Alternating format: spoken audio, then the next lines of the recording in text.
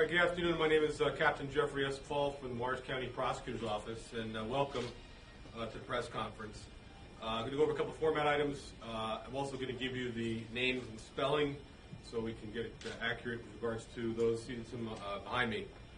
Each representative of the media should have gotten already, maybe with the exception of Pat, the form, which is our records that we're giving you a press package at the conclusion of the press conference.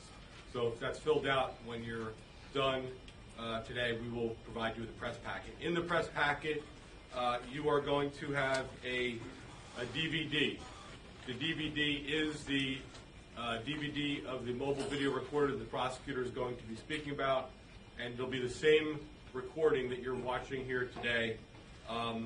In the press packet is instructions with regards to how to play it, as well as the software to run the program. That'll be included. In addition, the comments that the prosecutor has prepared are also contained in the press packet, so you don't have to go crazy with regards to making sure you got the quotes down. What you're going to hear is contained in the press package as well.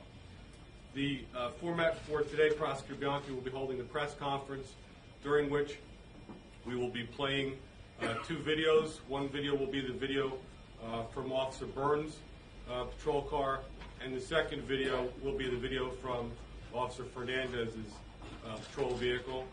And we will display a couple of exhibits which will explain or reinforce some of the issues that Prosecutor Bianchi is outlining in the press conference. Without further ado, Prosecutor Bianchi.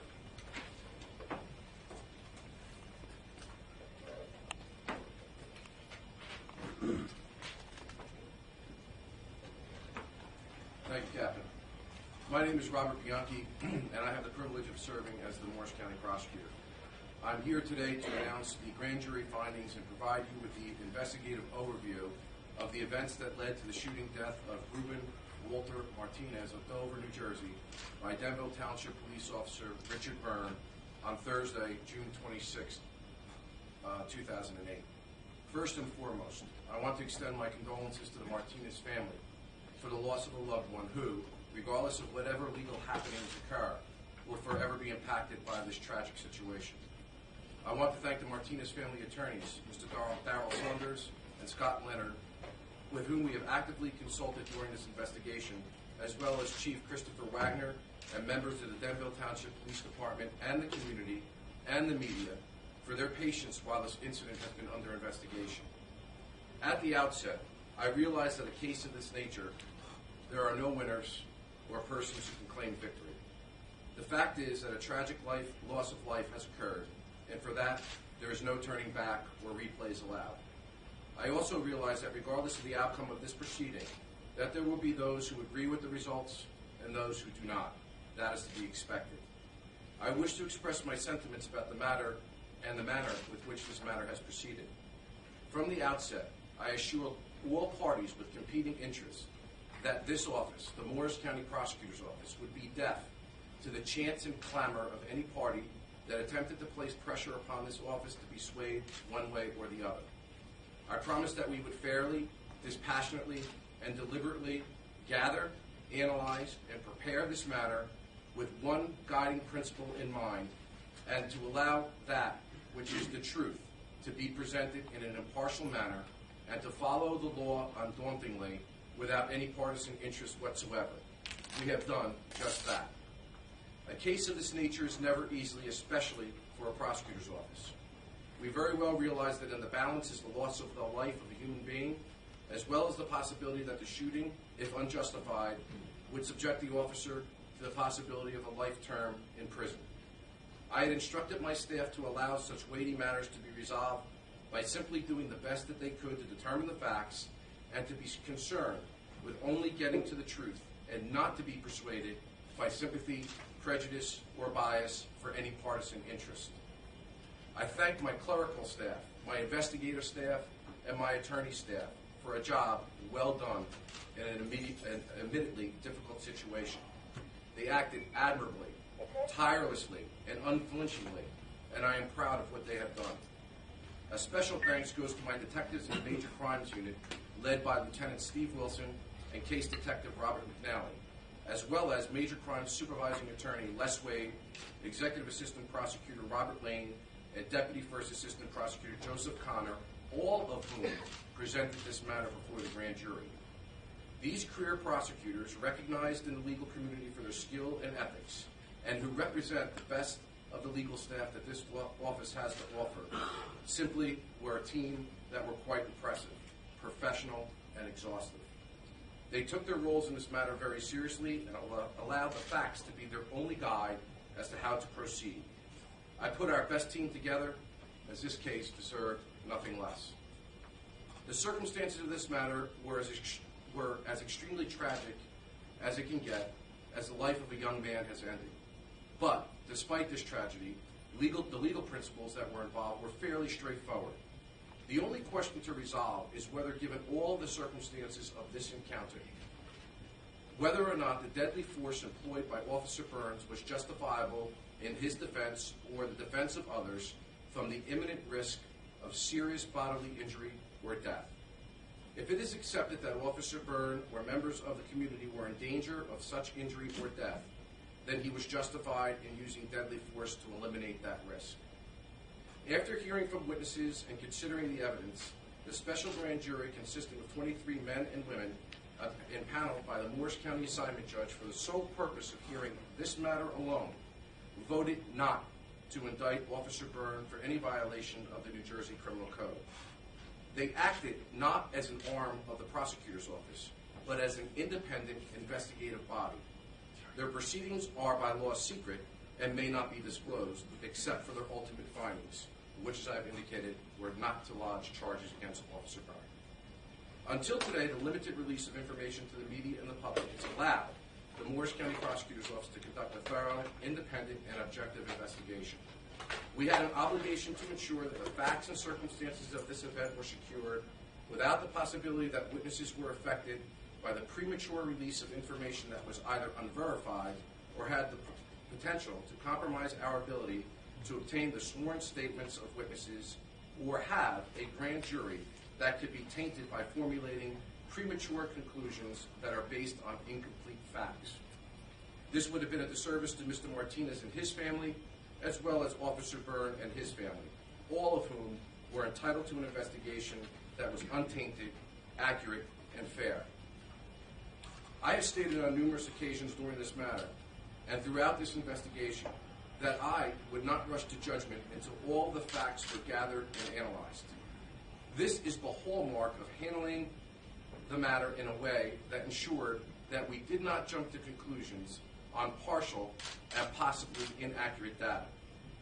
I have personally handled the oversight of this matter since its inception and have been involved in the legal oversight of this matter to the grand jury as well. I realize that I have a duty to the community to share the facts and circumstances surrounding the death of Mr. Martinez, and I am prepared to do that today. As I stated earlier, after a comprehensive review of this case, the grand jury decided not to indict for any violation of the criminal code. I'm going to take you through the investigative process that the Morris County Prosecutor's Office conducted in what I would term as an extremely exhaustive, thorough investigation that led no stone unturned or any crevice unchecked. Exhibit 1, Captain Paul, to your left, is the investigative and legal analysis broken down into 5 distinct areas of consideration. 1, the facts of the shooting. 2, evaluation of the scene and all related facts and evidence. 3, the law of use of force and the Attorney General guidelines. 4, a review of Denville police records. 5, forensic evaluation from expert witnesses. Here is what our investigation revealed. On Thursday, June 26, 2008, at approximately 2:14 a.m., Officer Richard Byrne of the Denville Township Police Department was on duty assigned to District 1, which covers the area of Route 46 in the Township of Denville. Officer Daniel Fernandez was on duty assigned to District 2, which covers Route 10 in Denville Township.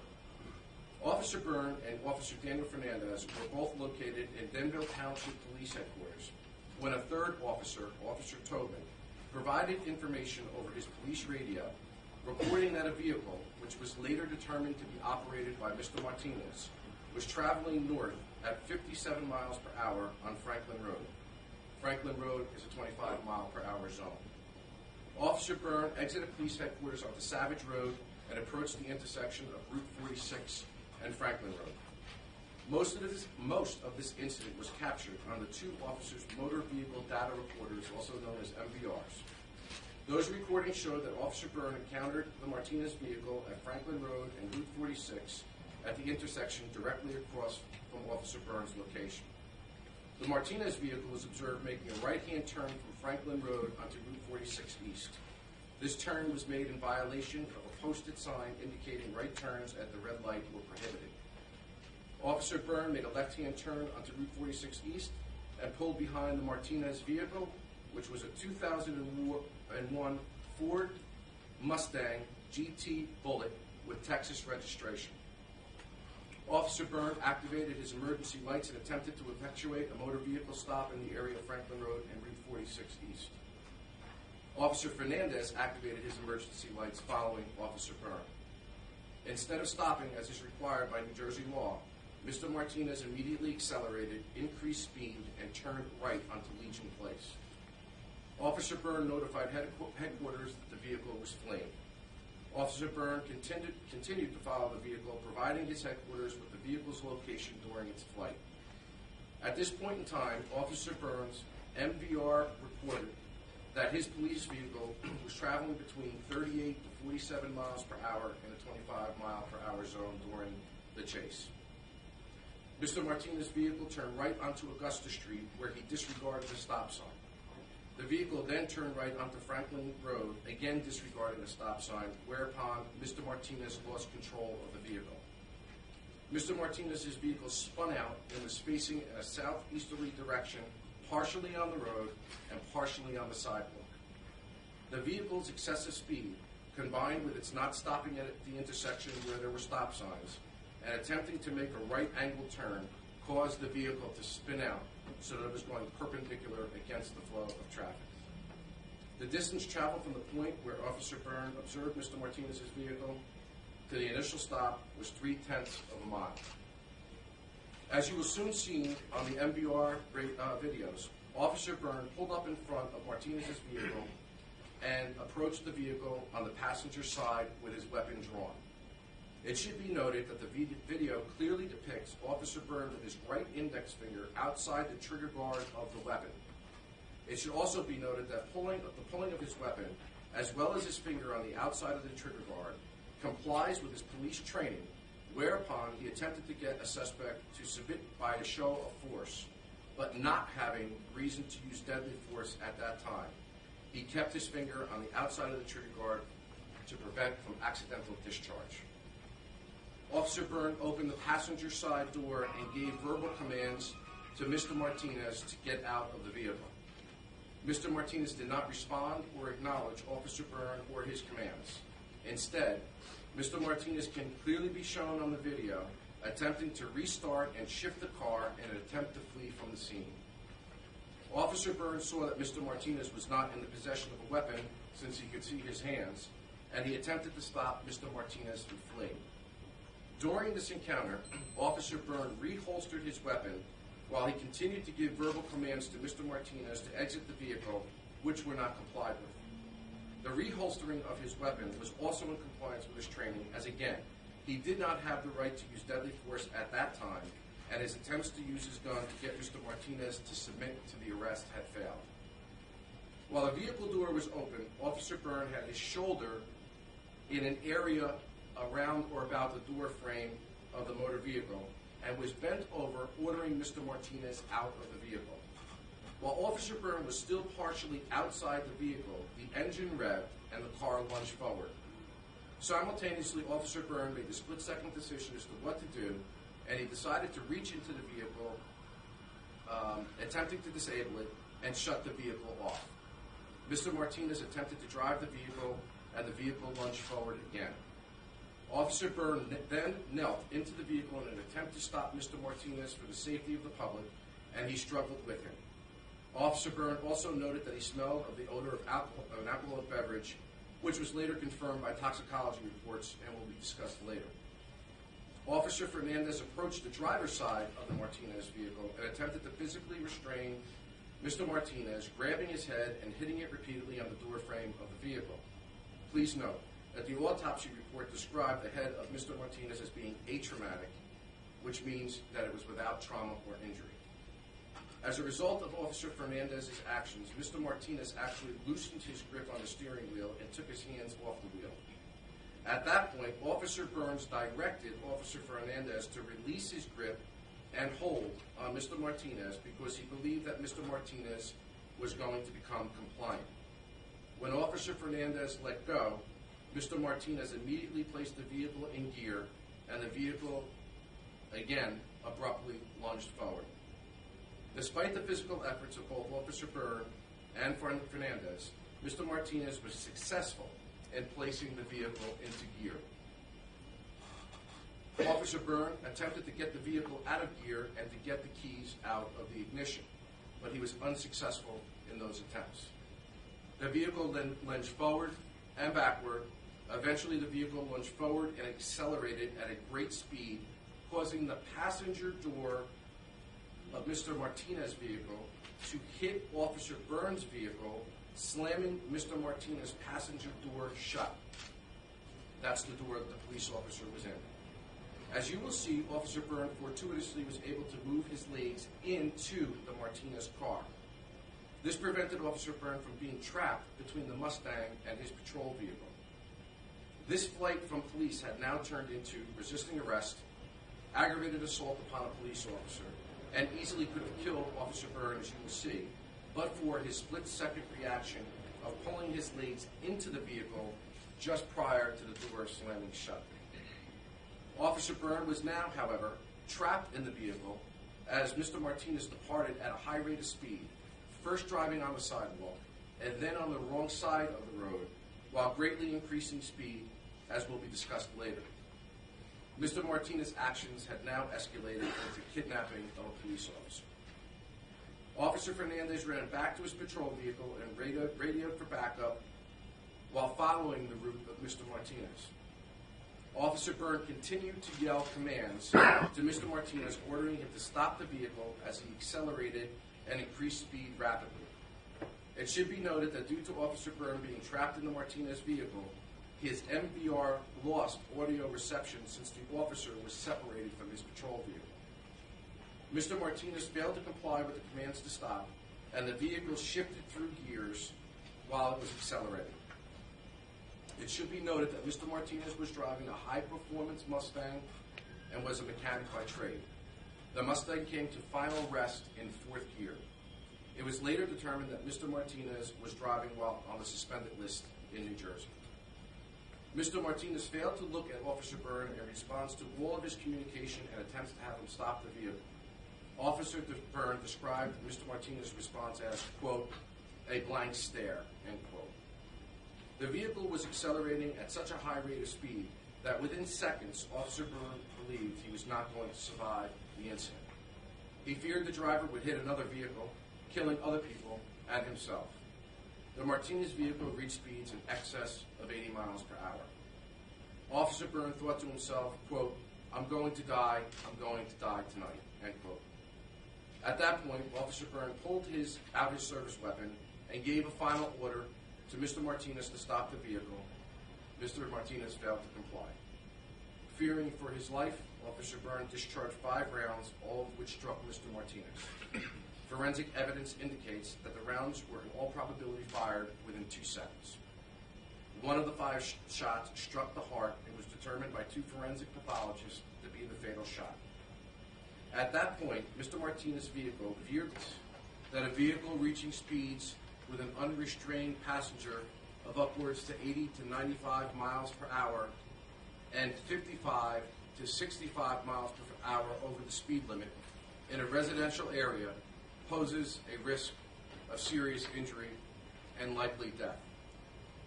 While we wish this matter had never occurred, my sworn oath is to fairly assess the actions of this nature and be guided by the facts and the law only. That is what has been done, nothing more and nothing less. The grand jury has spoken, and this matter now turns to the process of healing from an otherwise unalterable tragedy. Again, my condolences are offered to the Martinez family. The prosecutor is going to take a few questions, but I just want to caution you. There's a tremendous amount of information that's in the packages. You're going to get the entire information that the prosecutor just has prepared and read to you. This case involves a voluminous amount of files, as you can imagine, and lots of documents. And it would be inappropriate for us to cite specific findings and the results of certain tests and those kind of things off the cuff without that material. So we are not going to be able to answer specific questions here, not because we don't necessarily have the data, but because we didn't bring all the files upstairs. So bear with us, but if you have a few questions, the prosecutor will be happy to entertain those. Can you just say, you said his license was suspended. It's not the most important question, but where? Suspended in New Jersey or Texas? It's suspended in New Jersey. So he had a New Jersey license? It's suspended in New Jersey. He has no driving privileges in the state of New Jersey. Can I just ask, as far as the officer getting into the car, is that usual, like, procedure if you got a guy that's not doing what he's supposed to do? Is that... There's nothing specifically that deals with a procedure of this nature. We don't have police officers that have a calculus that have to be followed when making split-second decisions. Jeff, I'm sorry. There is a matter of common sense and I think training, and there was some confusion about this, that typically you don't, in a motor vehicle stop, reach into the driver's side and try to take the keys out because your officer is now exposed to being grabbed and manipulated. However, people have to understand a very significant distinction with police officers as opposed to ordinary citizens. Police officers are required by law to act.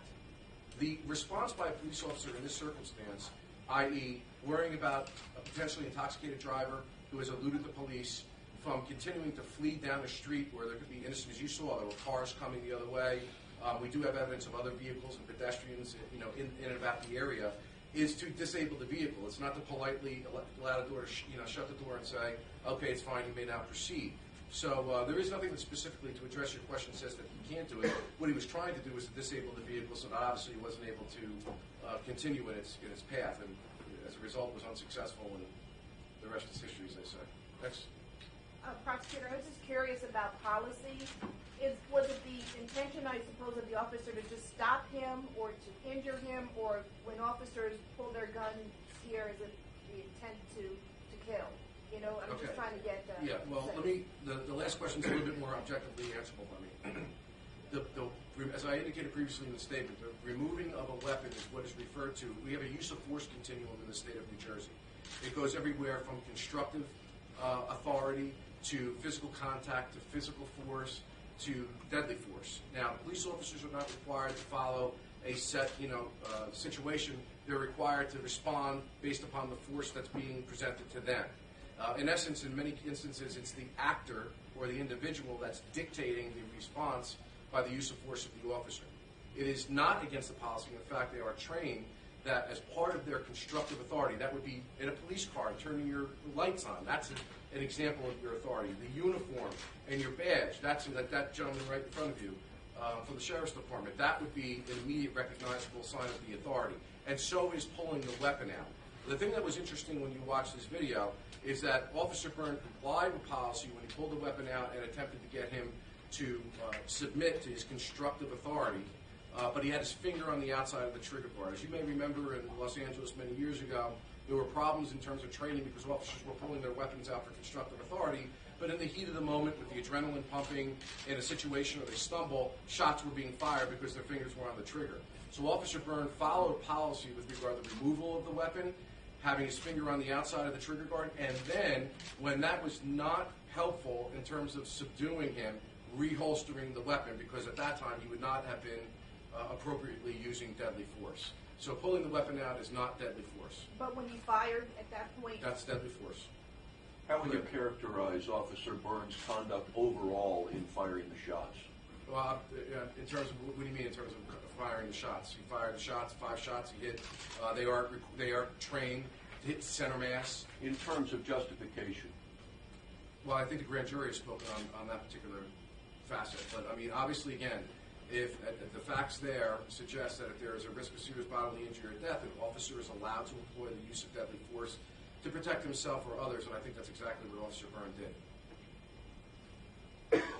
I mean, as you recognize, you have to look at a car as a 2,000-pound bullet or missile, and every second that it's traveling, it's increasing the rate of speed to 7 to 14 miles per hour.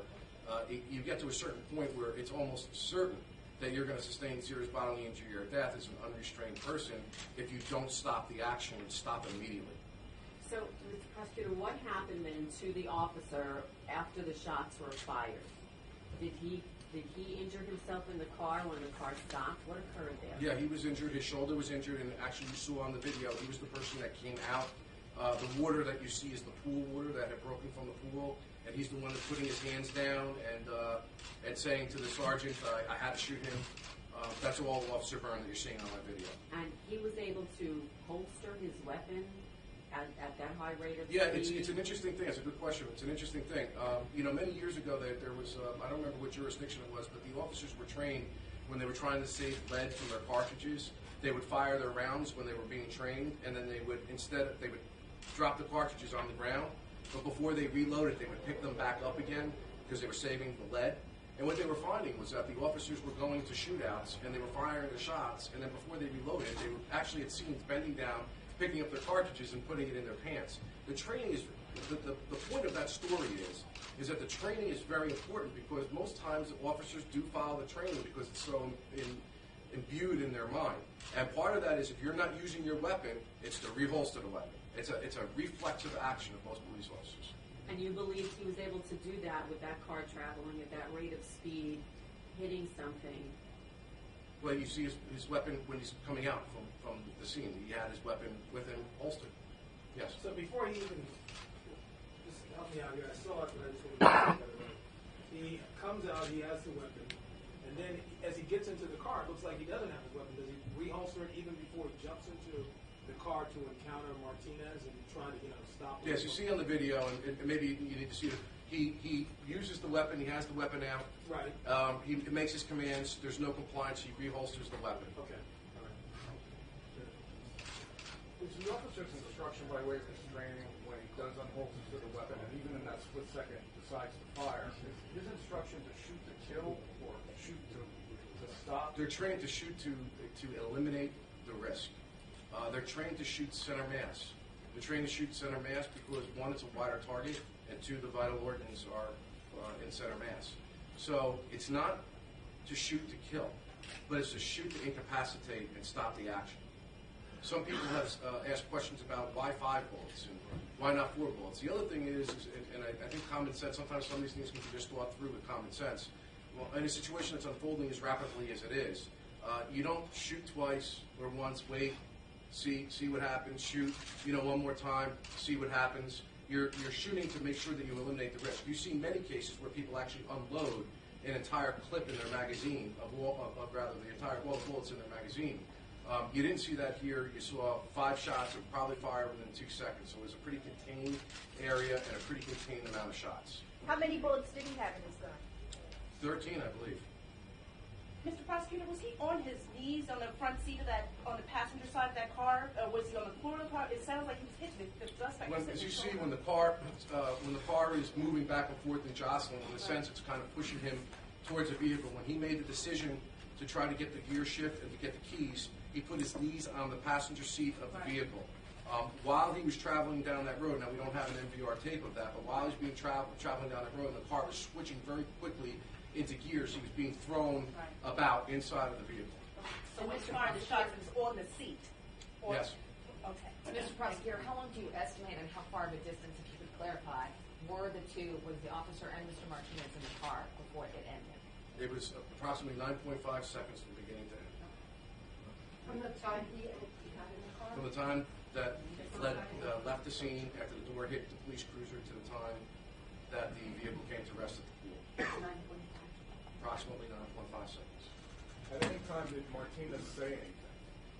There is a time, the only statement that was made by Mr. Martinez during the entire encounter was after all 5 rounds had been fired, where he indicated, blurted out, "I can't feel my legs."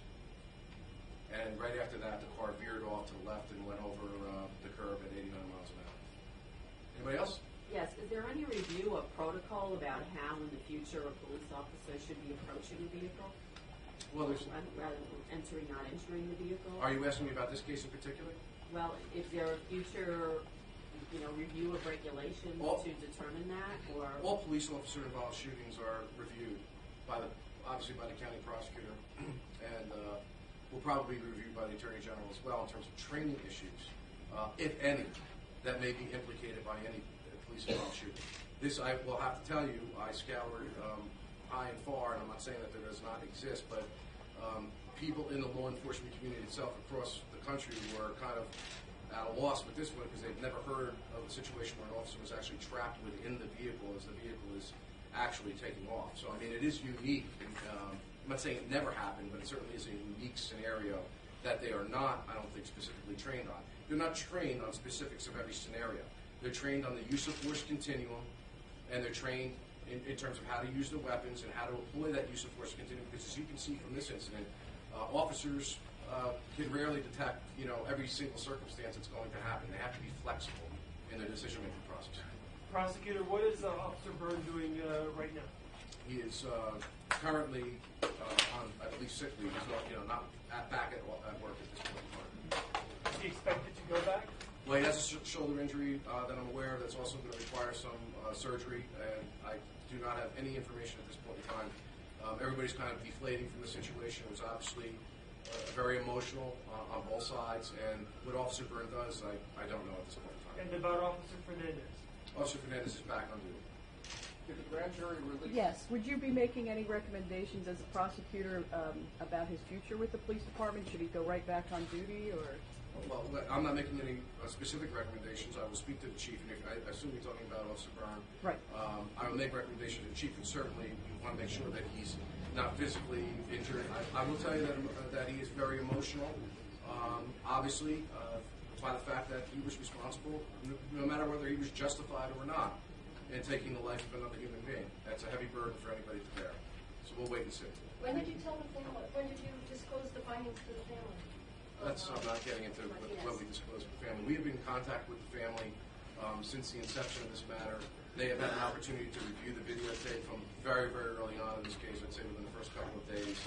The family is obviously nothing that happens in any legal proceeding is going to make this right for the family. So in terms of our communications with them, I'm keeping that private between us. Thank you very much. We're going to have those press packages. If we could just ask that you take one per outlet. We appreciate it. Put stuff out with those completed forms, and we'll make sure you get packaged.